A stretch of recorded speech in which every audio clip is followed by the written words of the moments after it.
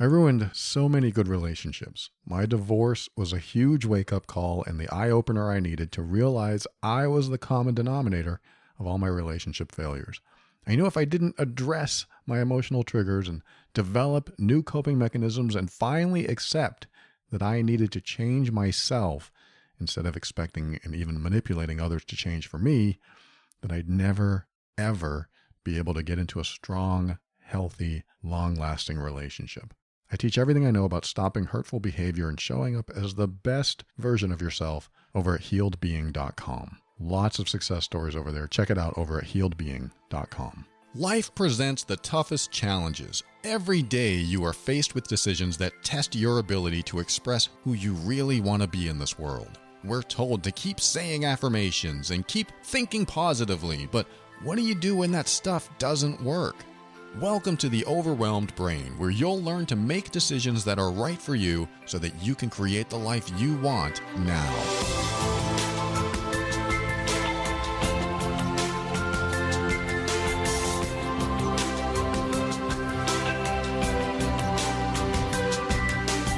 Hey, this is Paul Coliani, and I want to help you learn the skills you need to deal with life's challenges using emotional intelligence and critical thinking without compromising who you are. This show consists of my personal opinions and is meant for informational purposes only. Always seek a professional for your mental health and well-being. Glad you are with me today.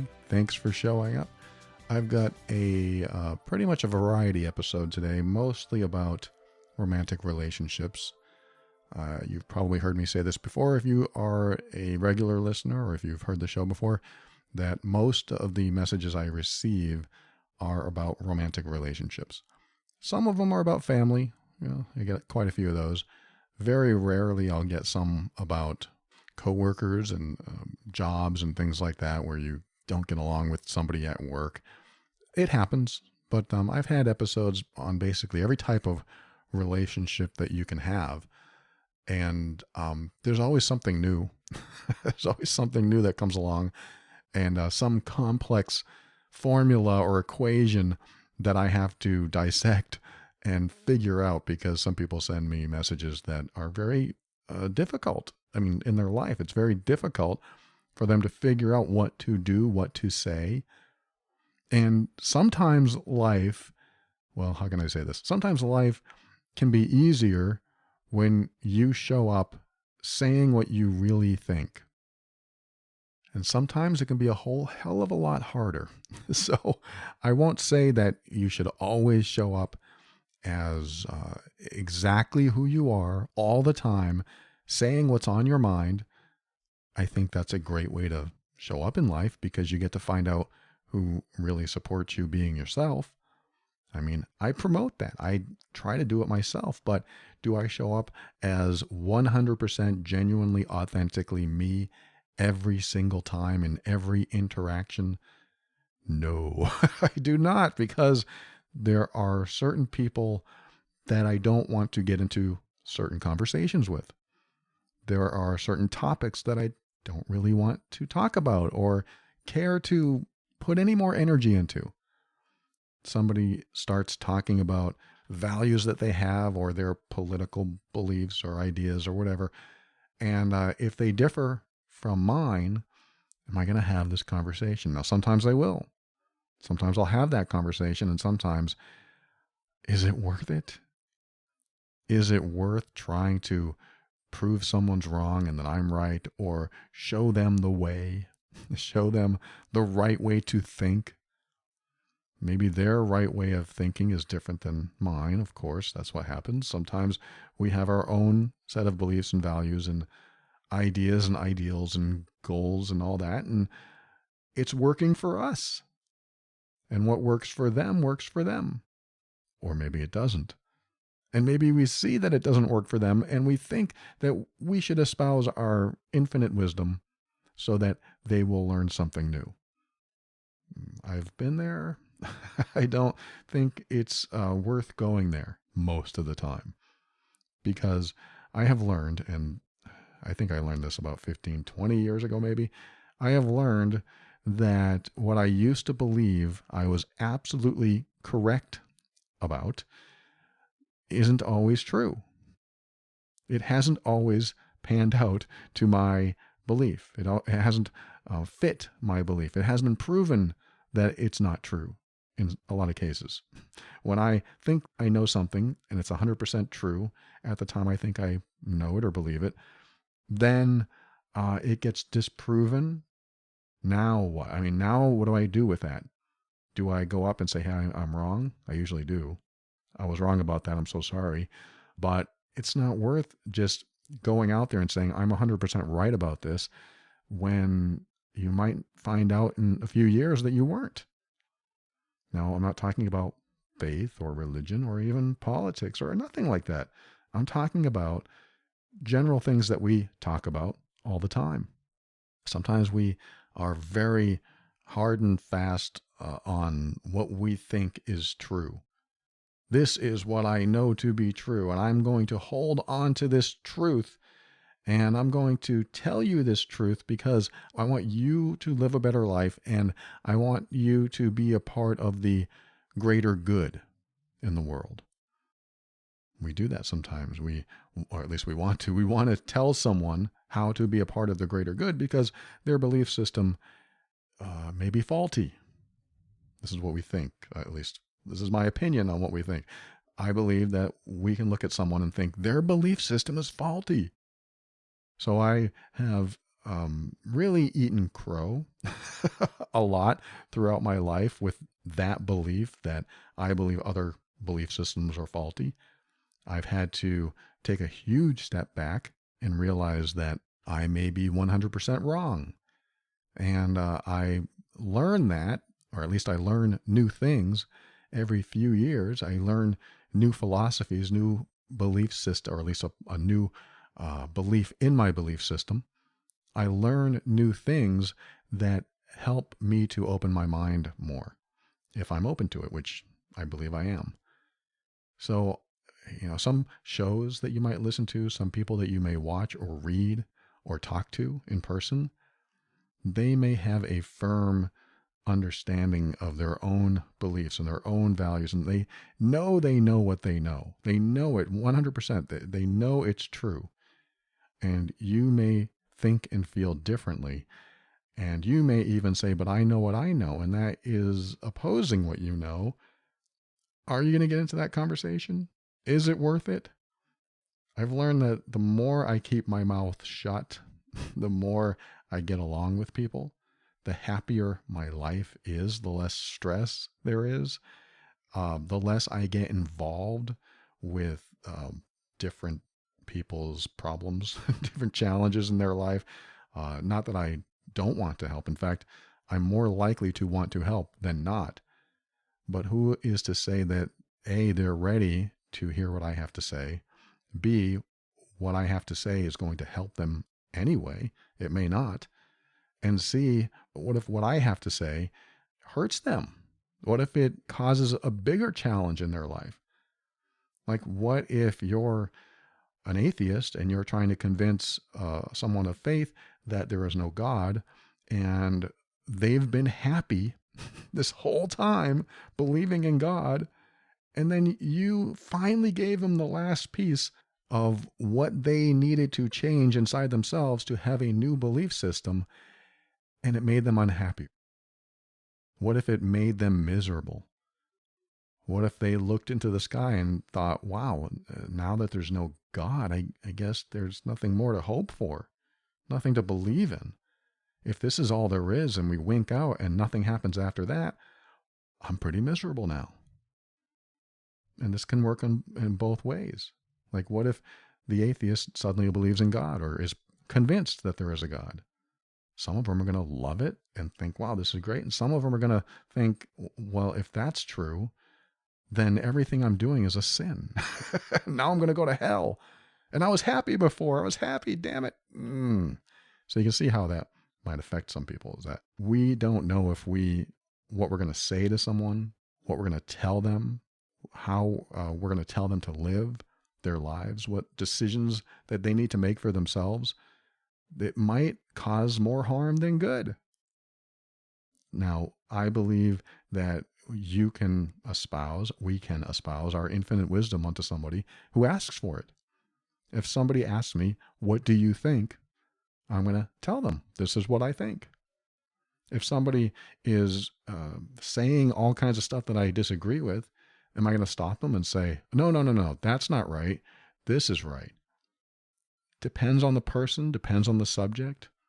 If I know for a fact in my mind that it's right and that they're wrong, this is where it gets a little sticky.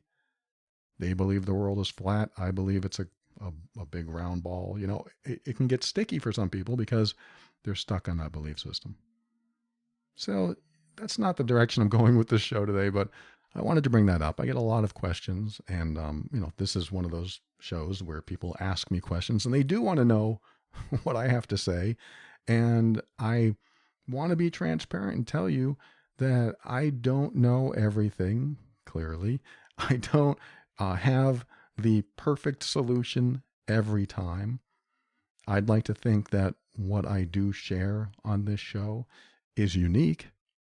It is a different perspective. It is sometimes the opposite of what you may normally hear from other people. And I think that's what makes this show unique. I'd like to think so. But I don't come on here professing to have all the answers. I just give you my opinions, give you my insights. And so what I share may or may not work, but my philosophy is always do what works for you. Do what works for you. And how do I know it works for me? This is how I do it. I look at my life and I ask myself, am I getting the results I want? If I'm making the money I want, then those results might be good and I won't have to change anything unless I'm making the money I want and I'm unhappy. Whoa, there's a result I don't want. Why am I unhappy? Is it because of the money? Maybe it's because I'm putting 80 hours a week of work in. I'm just making something up. Putting 80 hours a week in my job and I'm making all this money, but I have no time to enjoy it. I have no time to spend with family, with friends. I have no time to enjoy life. I want to enjoy life and I can't do it because I'm putting in so much effort at this other thing.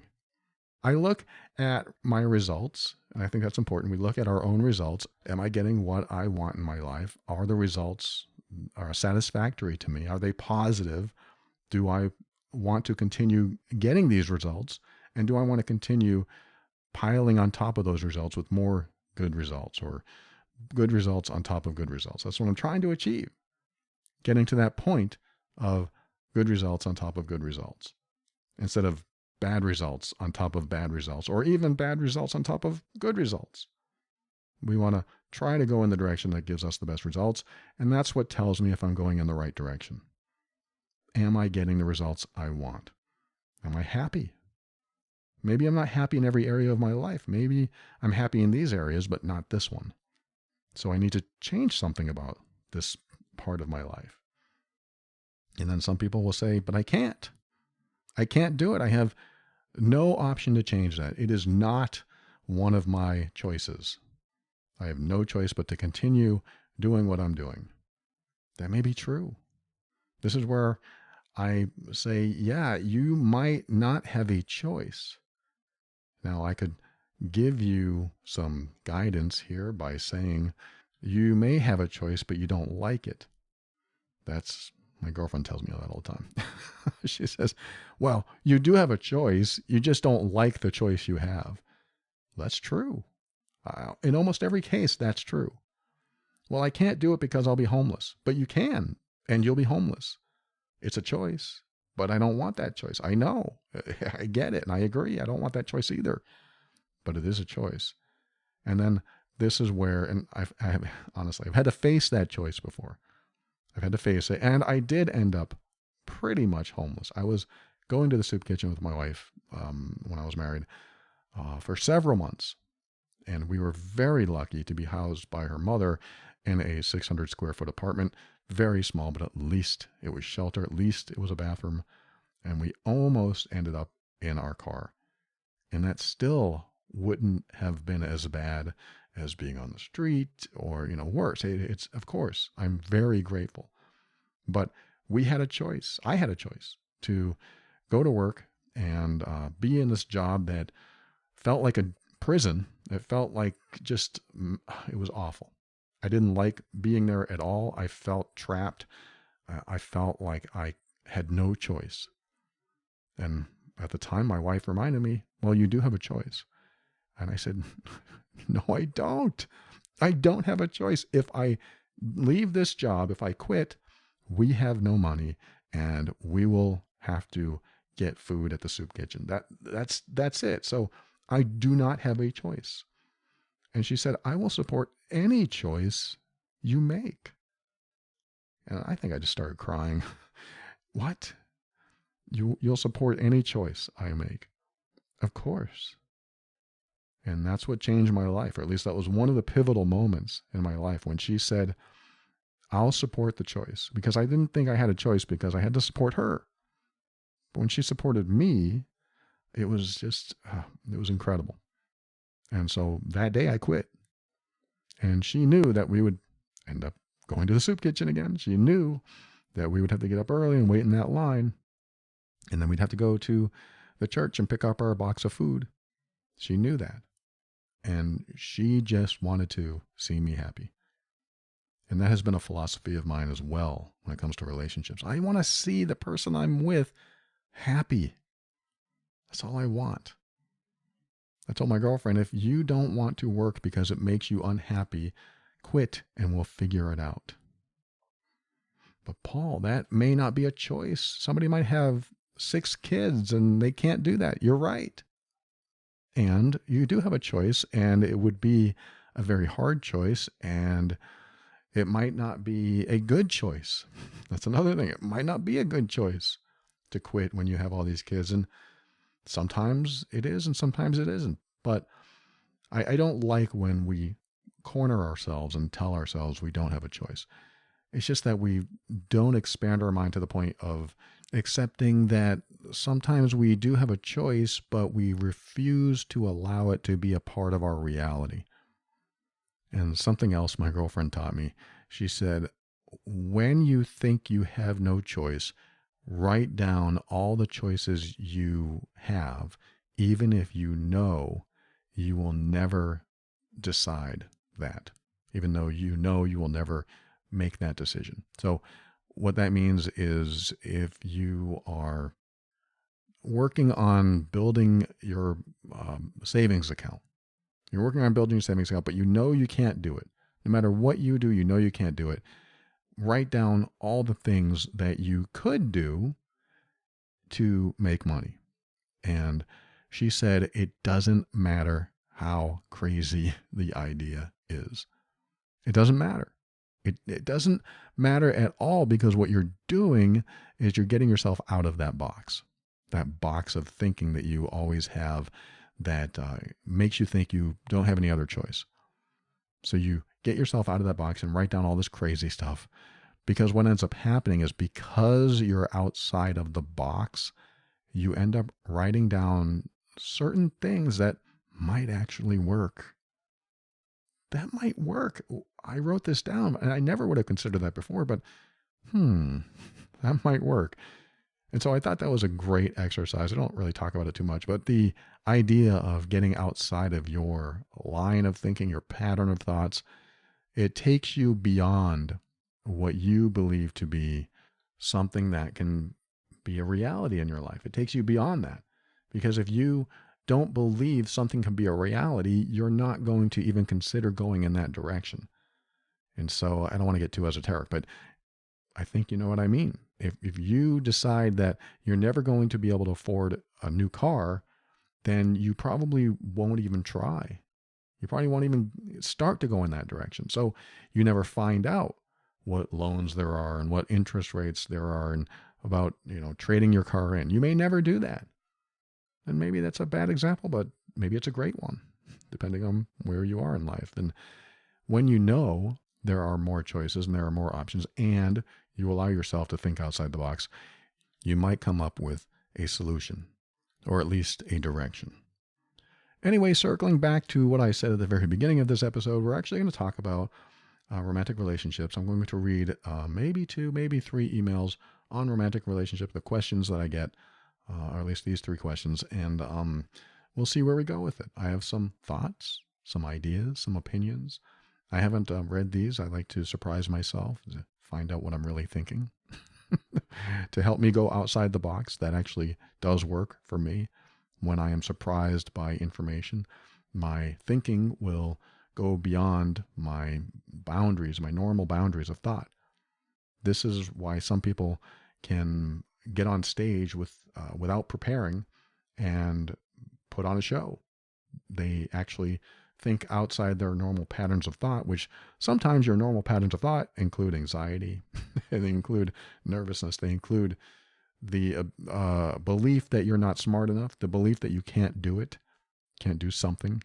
And when you believe that you know it'll come to you, then that can happen. And just to placate everyone here, sometimes you can go in unprepared and totally fail. So I'm not going to paint a rosy picture of what can happen when you just not prepare and just wing it. Because sometimes winging it, not always good. But I do believe when you know your stuff through and through, when you know what you know, that it definitely comes to you. And when you're put on the spot, it will come. It will come. Now, at the same time, I've been a guest on shows, and I've been thrown some curveballs where they said, "So, Paul, tell me what emotional abuse is." And I've been studying that for years and years. I've taught classes on it. I've teach the lesson over at Healed Being. I do so much with emotional abuse. And then somebody asked me a very basic question like that, and I go blank. What? Emotional? Oh my God, that's a huge bucket. It is when you want to change or manipulate. I mean, all this thought can be overwhelming sometimes. That's neither here nor there. But I wanted to at least try to address everyone that might be thinking, hey, you can't always wing it. You got to know your stuff. Yeah, you got to know what's in there. But I'm rambling, so I'll be right back. When I come back, I'll answer some of those questions, and we'll see where we go with them. Be right back after this.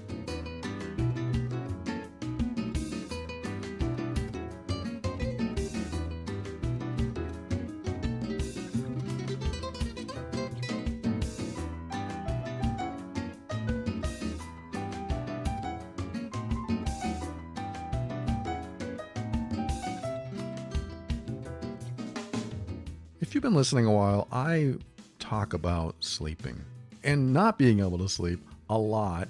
And this just happened to me. I told my girlfriend, wow, I just slept really great last night. What's different? And it didn't take long just to say, wait, we changed the sheets. We changed the sheets to something brand new. It's from Attitude. It's sustainable bedding made from the world's first non-toxic bamboo fabric.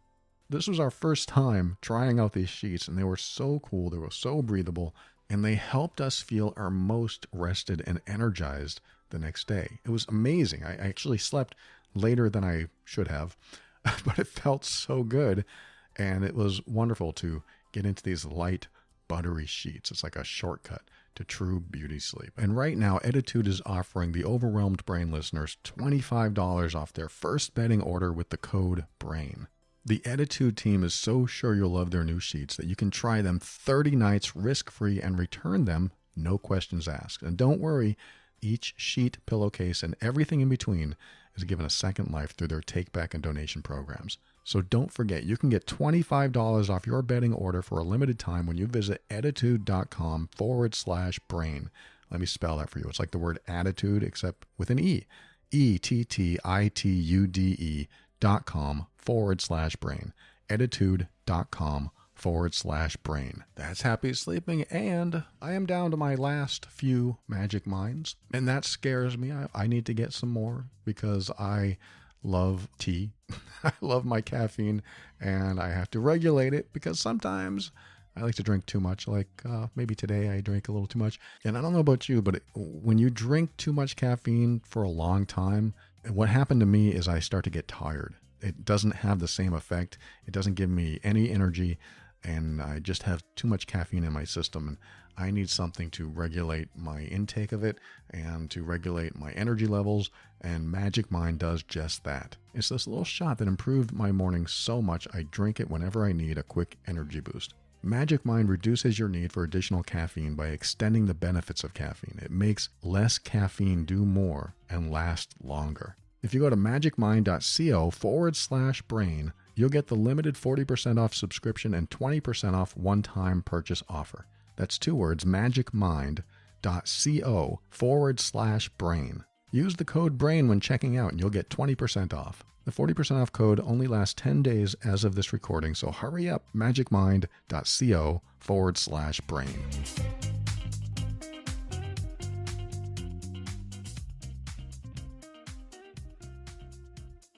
Welcome back. Glad you are still here. Segment 2 of the Overwhelmed Brain.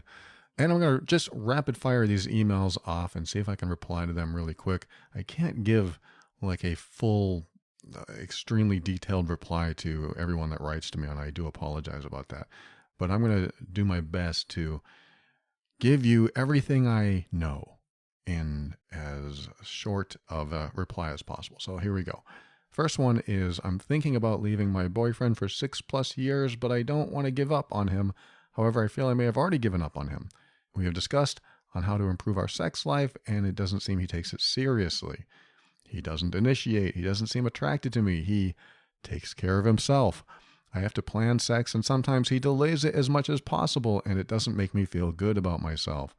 We will go for weeks without much physical contact. I asked him to help with an issue because I left town and my dad almost died and all this stuff was going on. And he said, no, he had too much on his plate. Just one example of many. We live together, and this issue that has been going on in my home for months still isn't handled, even though I'm asking for his help. I feel like he is a supportive partner, or he has a supportive partner in me, but I don't get that from him. I feel like I've lost myself in this relationship because I put the relationship first. I feel like I might have too much resentment to even let him fix it. That's it. No question. That's just somebody maybe venting, but possibly asking, what do you think? And that's how I'm going to treat this. What do you think, Paul? I don't think you have a relationship, honestly. I think this is very one-sided, very unbalanced.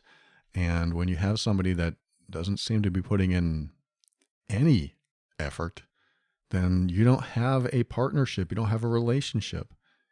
You have something that maybe you're holding on to because you've invested in it and because you loved it when it was great. But where it is now, it doesn't sound good. It doesn't even sound like it's something you enjoy at all. This sounds like a lot of work. And in my experience, a good relationship, yes, takes work, but it shouldn't be hard. There should be difficulties. There should be challenges because you're two different people. You know, you're going to have different ideas and different values and things like that, and you have to work things out, but it shouldn't be hard. A good, healthy relationship shouldn't be hard, meaning you both are working at it. You're both putting in the effort. You're both committed to making it grow. When one person is committed to making the relationship grow and making it stronger and trying to find the time for the other person, if the other person doesn't do that, you're not relating, you're not in a relationship, and I don't see how you can continue calling that a romantic relationship because it's only one-sided. Now, that's painful for me to say because I know it's not pleasant to hear. But I think it's important that maybe you convey this. You know, I feel this is a one-sided relationship. If you're going to talk about this with this person, hopefully you are, this is unbalanced. It's one-sided. I do all these things and you don't seem to care. You don't seem to put any effort coming back at me, coming into the relationship. So are you still into this? Let's just ask the hard questions. Are you still into this? Are you still in love with me? That's one of the hardest questions I've ever had to ask in one of my previous relationships. I asked, do you still love me? And she said, well, of course.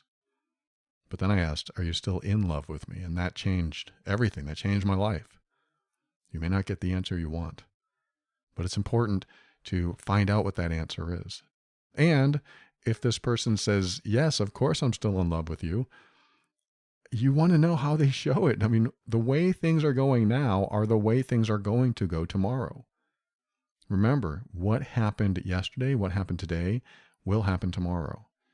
So you have to ask yourself, will I be okay with the way things are going today, tomorrow, or next year, or in 5 years? If nothing changes, will this be okay? And this might be another conversation you have. You know what? If nothing changes, I can't be with you because I want to be with somebody that is as interested in growing this relationship and continuing to strengthen our bond. I want to be with somebody who wants that. And if he continues to say, well, I want that too, then you might have to say, I need to see that you want that. I don't feel it. I don't see it. It's not registering with me because what you're doing is pretty much ignoring everything I need and everything I want. I need something more. So this might take some very difficult honesty. These are hard truths, I call them. It might take some hard truths. And you need to find out these hard truths. You need to ask him questions. You're thinking about leaving your boyfriend. It's been over 6 years, and now he's suddenly changed, or when did this start? When did these behaviors start? And you'll probably discover maybe something that started to go, or a time in the relationship when things started to go the wrong way, when things started to go downhill. Did something happen in the relationship? Did you have a conversation? Often relationships get to this point because the communication isn't honest enough. That's really what it is. This is relationships 101. The communication isn't honest enough. And now you have no idea why somebody is doing what they're doing, why they're distant, why they're emotionally disconnected, because you haven't been honest with each other, or at least transparent to the point where it's scary to talk about things. Like one of the things that you talk about is sex. What are your conversations around sex? Are they honest? This is what I would like. This is what I would like you to do. Is this possible? Can you do this? I mean, it doesn't have to be that cold of a conversation. You could say, hey, look, I've been missing you. I miss you and I want more. And let's talk about this. Let's dive into this. Let's think about this. Let's work this into our love life. Let's work this into our relationship. You want to talk about this stuff and be transparent, knowing you may not get good results in the conversation. Those are the hard conversations. Those are the hard truths that you need to pull up and pull out of somebody else that's not sharing. And that's what I did in one of my relationships. And when I said, are you in love with me anymore? What's going on? And she said, well, not like I should be. That's what I needed to hear, even though it was the worst thing to hear. But I needed to hear it. I needed to know where they were. And this is what you need to know. You need to know where they are. What do you want in this relationship? Do you want to get married? Do you want to have kids? What do you want? Scare them. Tell them, this is what I'm thinking. At least this is what I want in a relationship. What do you want? And then just be clear. That could change. That could make the changes that you want to see, or it could finally give them the door that they walk through that takes them away. That is one of the results of being transparent, is that you might find out a truth that you don't want to hear.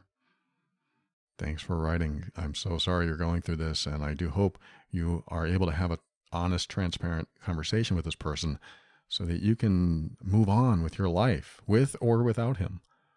You deserve to know the truth. You deserve to know what you're going to do with your life. And when you're sharing it with somebody else and they're not on the same path, you might have to take a different path.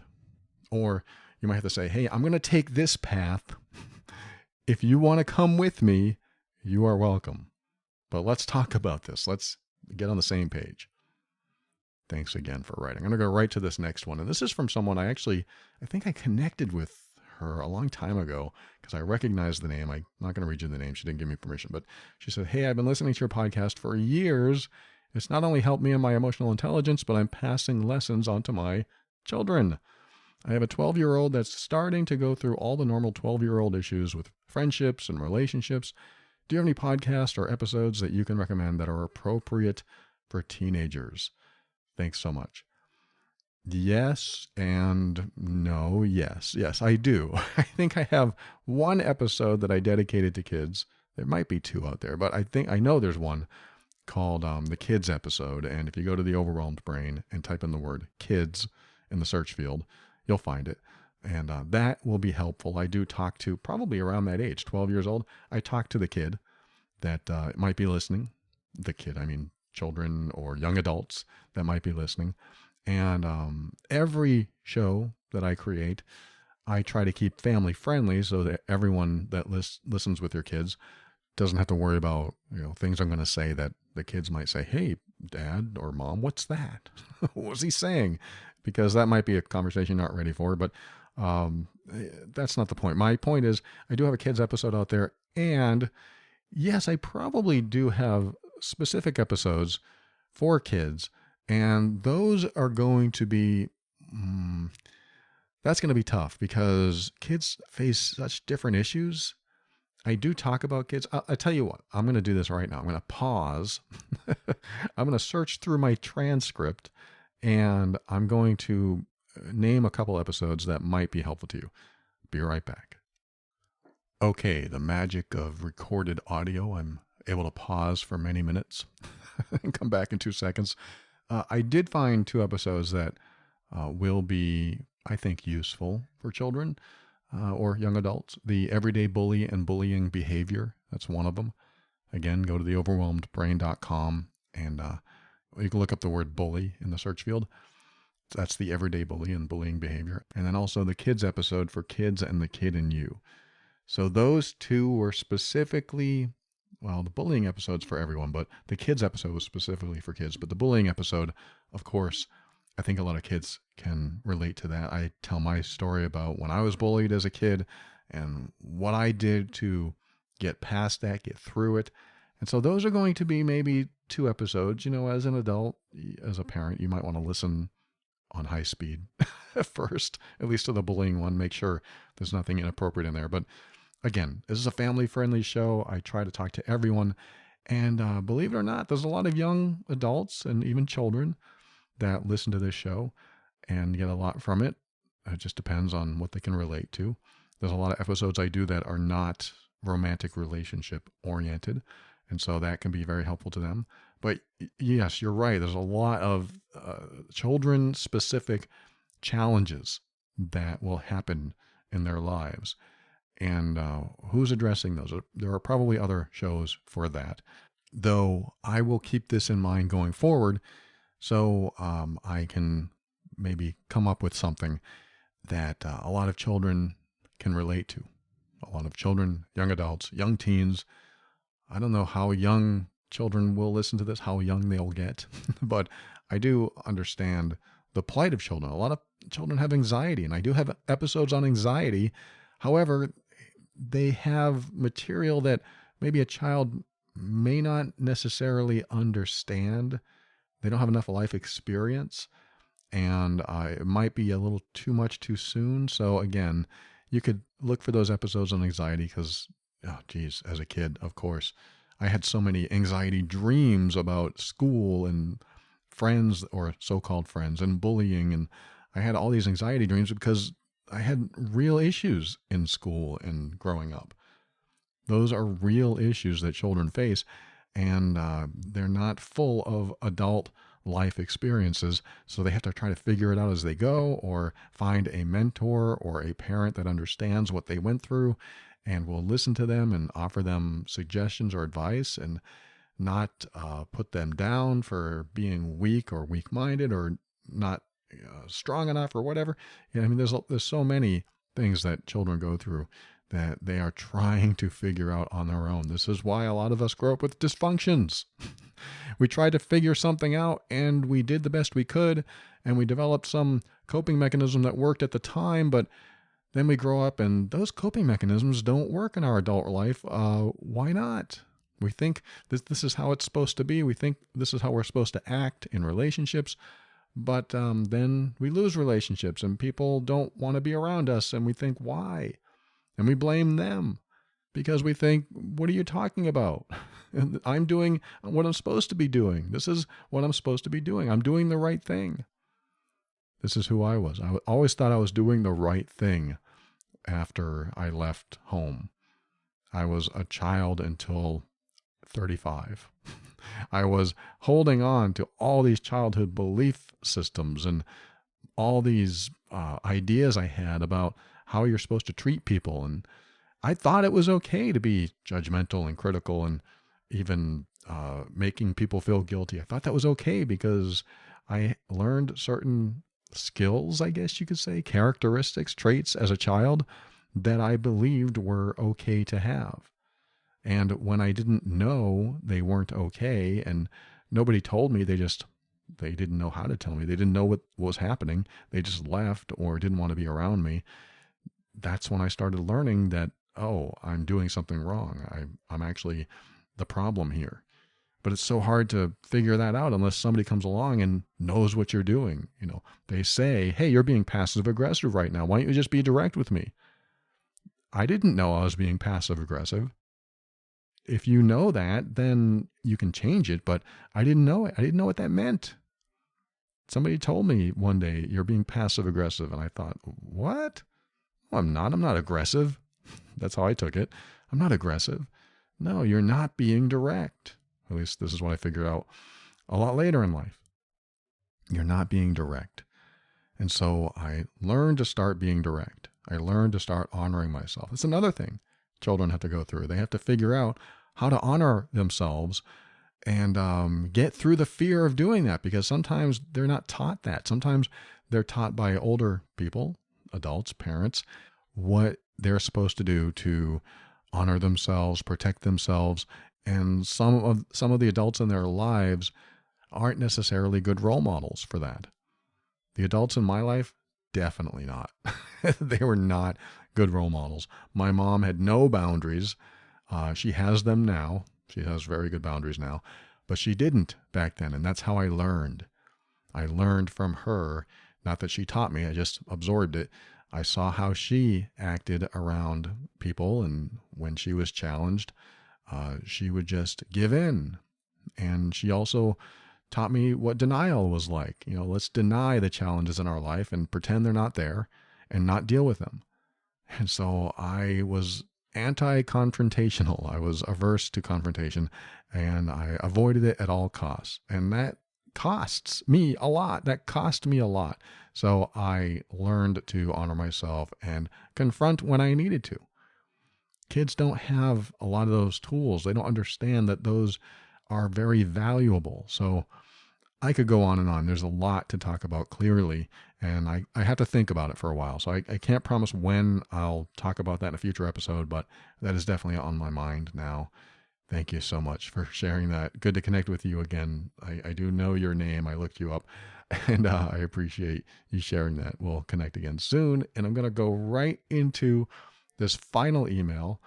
I'm doing this in rapid fire format. Person wrote, Paul, I'm totally overwhelmed, not by love. My girlfriend from 10 years almost has shown no interest in me anymore, but for some reason still wants me to be around. We live together and I frankly can't stand to be there anymore. We went from volcanic hot to ice cold, especially after I told her that I would not get married again. I also want to change careers and be adventurous, not homebound since the stupid pandemic. No one gets it. I can't find the right therapist. So hard for me to talk to anyone. Help. Okay. Wow. This sounds very familiar. Like the first email I read. Thank you so much for sharing that. Sorry you're dealing with this. And this is another one of those that you didn't really ask a question. You said, help. I'm not sure how to help. It sounds like this relationship is riddled with incompatibilities. You don't have the same values. You don't want to get married. You didn't say she does, but I'm assuming she does. And maybe she wants what she can get, but can't get all of you, so she sticks around to get what she can. I've seen that happen before. Somebody sticks around in a relationship to get what they can because they don't want to be alone, but they want more. but they don't want to be alone and they don't want you to go. They don't think they can get what they can get in a relationship anywhere else but you, but they can't get enough. So it's a never satisfying relationship. It just doesn't go anywhere. When you have two people that have wildly different views of what the relationship is supposed to look like, and you can't even meet in the middle with most of them, you're just on two different paths and you just happen to be with each other, but not really. So I don't think I'm telling you anything you don't already know. You said it used to be volcanic and now it's ice cold. Well, what's the reason for that? You said it was the pandemic, or at least it was since the pandemic. That would be a great question to ask. Since the pandemic, our relationship has gotten really sterile, really cold. And, I don't know if you want to say it that way, but ask questions like, what is different? Why is this different? What's going on? And see what she says. And maybe even bring up the hard truths like I talked about earlier, where you say, look, I said I wasn't going to get married. Is that what this is about? That would be a great question. I don't want to get married, and this is why. I want to be adventurous in this, which honestly is not a great excuse. It's not a great excuse if you want to be adventurous, and that's why you don't want to be married. If you're with somebody who wants to be adventurous with you, whatever that means to you, then you can be married and do it together. There are many things you can do while you're married. What she probably hears is, I don't want someone to hold me back. I don't want someone to tie me down. I don't want to drag a dead weight around. If she hears that, that's going to be hard.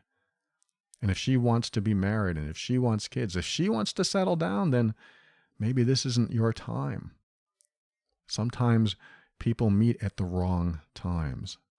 Sometimes people meet when one of them is still active in many areas of life and wants to do different things and wants to spread their wings, and the other one is ready to settle, is ready to make peace, ready to find peace and comfort and live a different type of life because they've already done that. That's a conversation my girlfriend and I had recently, where she wanted to continue being active and go skiing and just be a physically active person. And then she met me. I have been a physically active person all my life.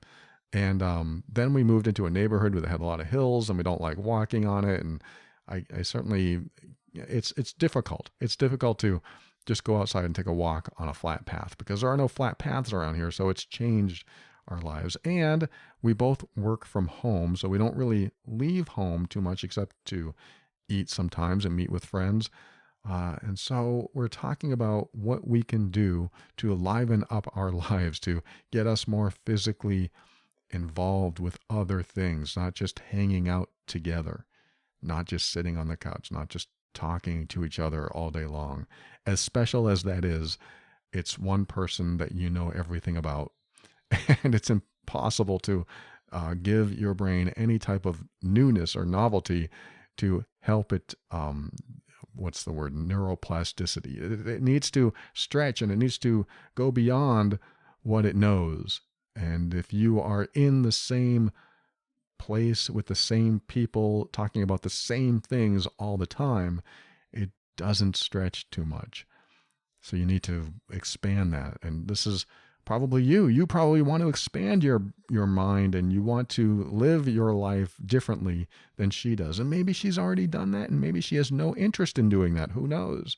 I don't know all of your story, but if that's her, if she has no interest in doing that and you do, I see a big incompatibility. And because of that, that doesn't mean you're bad, she's bad. It just means now's not the right time. Maybe 5 years for you going out and being adventurous is going to be what she needs from you when you're ready to settle down a little bit. Maybe it'll be 10 years, maybe 20, maybe never.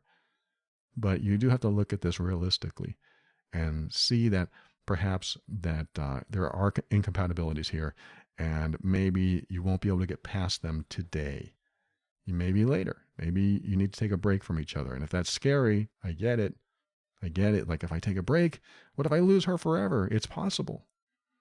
But at the same time, you need to follow the path that you see for yourself, because if you settle for something that you're just doing it for someone else, or you just think, well, maybe this is good enough, then you might hold on to a resentment throughout the relationship and not be able to get past it. And so you'll be happy in some areas, but that resentment can grow and it can stay with you, and it can appear in other areas of the relationship, and it can cause a lot of problems. This is why I was talking about transparency before. You have to be transparent. You tell someone that you care about, this is what I want to do with my life. This is what I want to do. And if they say, I support that, I want that for you too. I want you to be happy. If you want to stay in this relationship, I'm going to support that 100%. If you want to travel the world for 6 months to a year, I'm going to support that 100% because I love you and I want you to be happy. And if that's what makes you happy, that's what makes me happy. That could happen. Or they could say, wow, I don't want that at all. I want somebody that's going to be around 24/7 so we can have long chats by the fireplace. If that doesn't resonate with you, if you have a conversation like this and what you value, they don't value, then you have to have a realistic conversation about where the relationship's going to go. So I don't know if I've given you anything that will be helpful to you. You said you've been in this relationship for 10 years. That's a long time. 10 years is a huge investment. And you probably don't want me to say, well, you're just incompatible, just break up and do something else. No, I don't even want to say that. I want to say, have the real conversation, have the hard conversation. Say something like, I'll put myself in your shoes. We've been together 10 years and I need more. I love you and I want you in my life, but I want to travel. I want to be adventurous. I want to go rock climbing. I want to go, hang gliding, whatever it is for you. I want to do this stuff. Will you do this stuff with me? You want to try this stuff? And if she said no, I would ask, well, is it okay? Will you be okay if I go do some of this stuff? If she said, well, of course, because I love you and I want you to be happy, then maybe it'll work out. But maybe it's gotten cold, like you said, because you don't want to marry and you've attached all this restriction to marriage, all these guidelines to marriage that you think exist. And maybe in your mind they do, or maybe in your life you've seen it happen. Like once you get married, you got the ball and chain. It shouldn't be like that at all. In fact, marriage is supposed to amplify what you already have. And that's how I look at marriage. If you talk about marriage and what you already have is great, marriage is supposed to amplify that. It's supposed to feel more concrete, more solid. And what you have, if it's already great, is even better. It's supposed to be like that in my mind. It's supposed to be like that. And when what you have is either dysfunctional, incompatible, or if it's not whole or incomplete, it's not a good feeling when you're together. If there are problems, then marriage doesn't solve those problems. Marriage usually exacerbates them. It amplifies them. So whatever you have today amplifies. So did you want to get married ever and now you don't? And that's what this change of heart is all about? This is why it's cold now?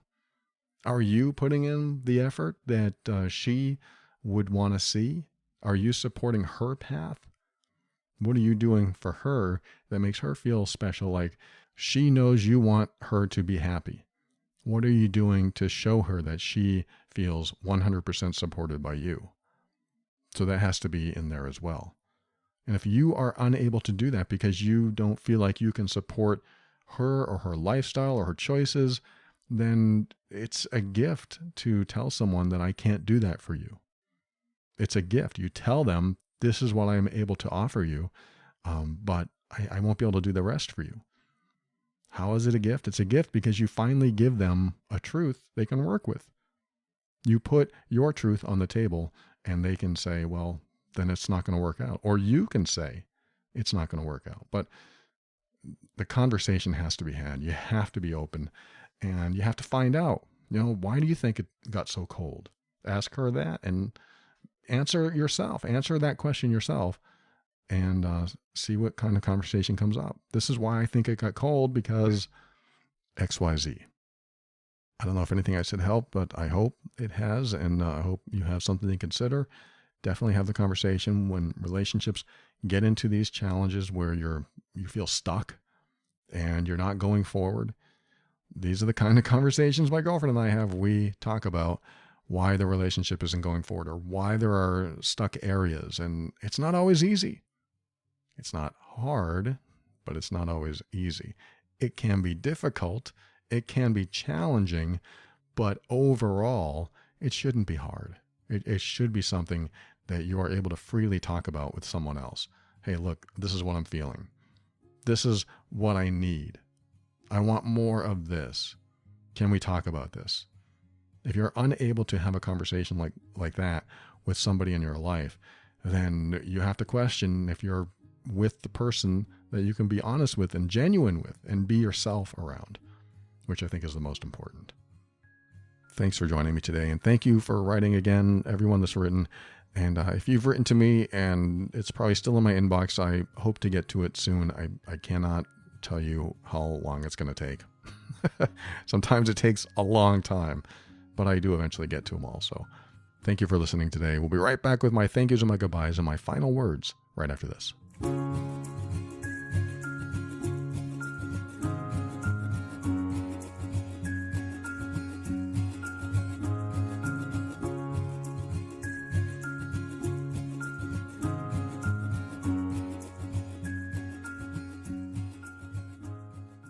Thank you for listening to another episode of The Overwhelmed Brain. I'm going to start off by thanking the patrons of the week as Daisy, Stephen, Brad, Winnie, Nathan, Jamie, and Holly.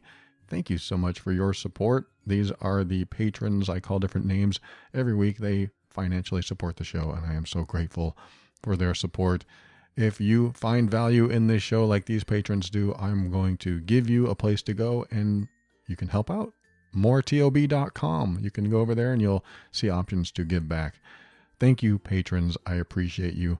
Head over to moretob.com if you'd like to give to the show, become a patron, one-time donation, up to you, or just gift me with your presence every week. I'm glad that you are here. Thank you again, patrons. I appreciate all of you. For a show on how to deal with difficult relationships, something we like to talk about a lot, over at loveandabuse.com. Head over there if you want to hear my other podcast. It's called Love and Abuse. Loveandabuse.com is the website, and you can listen to all the current episodes. Got one coming out soon, in fact.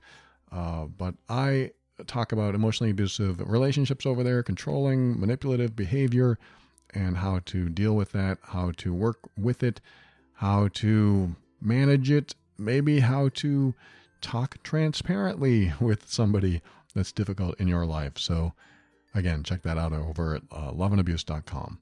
And if you are the difficult one in the relationship, you heard me talk about it at the very beginning of this show, go to healedbeing.com, and that's where I help emotionally abusive people who want to change, who they want to heal. That's where I help them do that. It's a very comprehensive program, very successful and effective program.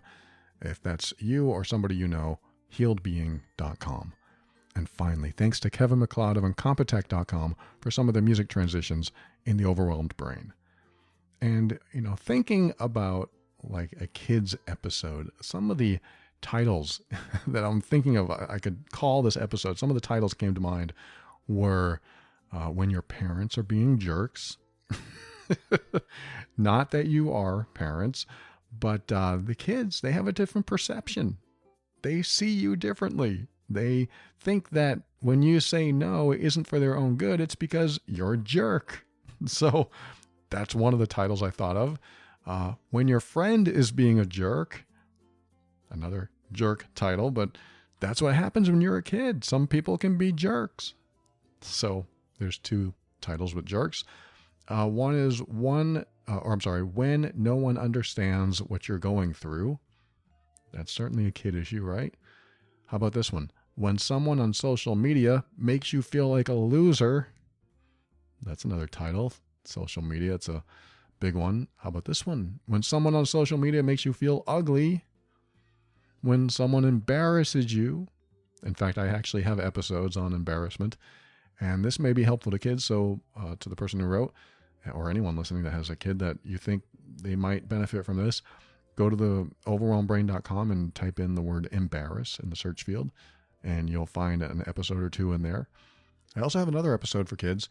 It's got a really long title, but the first part of the title is called Kids Humiliating Kids. So look for that at the Overwhelmed Brain website as well.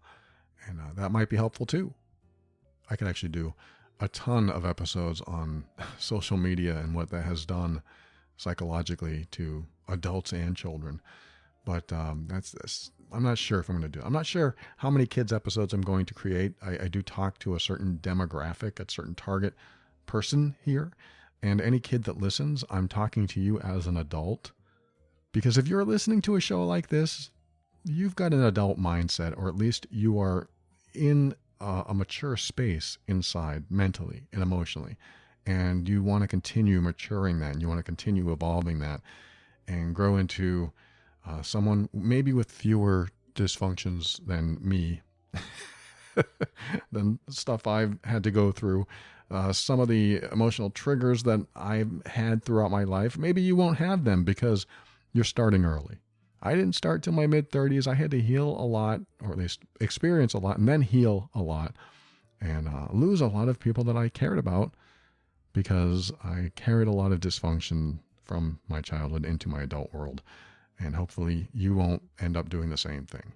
And there are a lot of young people that listen to this show, and I hope you're getting something from what I talk about over here.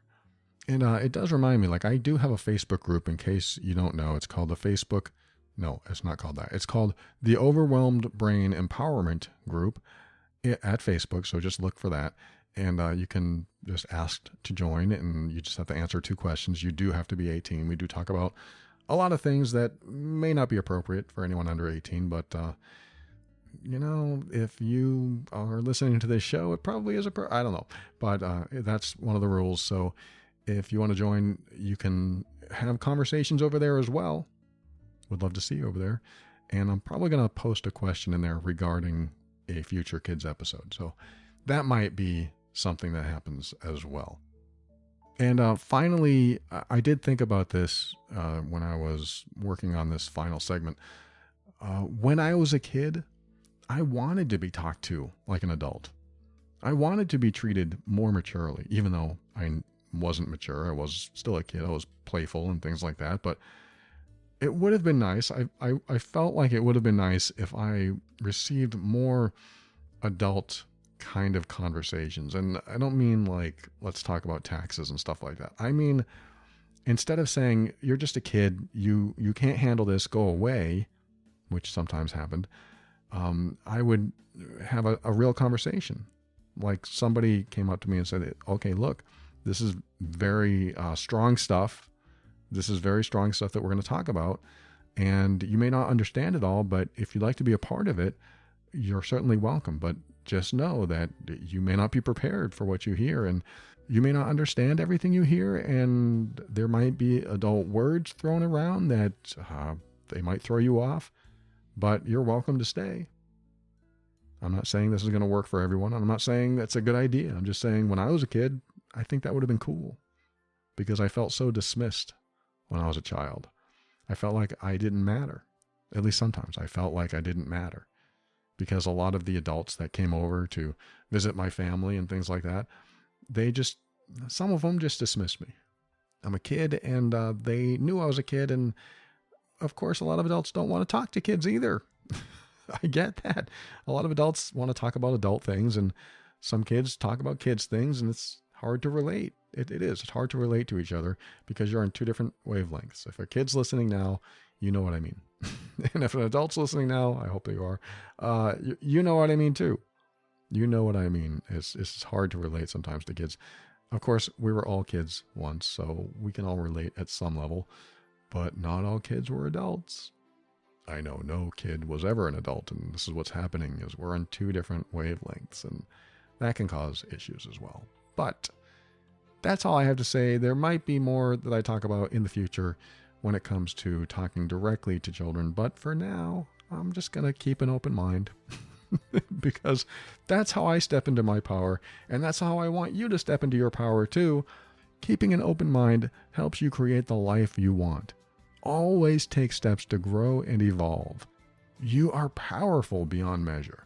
And above all, and this is something I absolutely know to be true about you, you are amazing.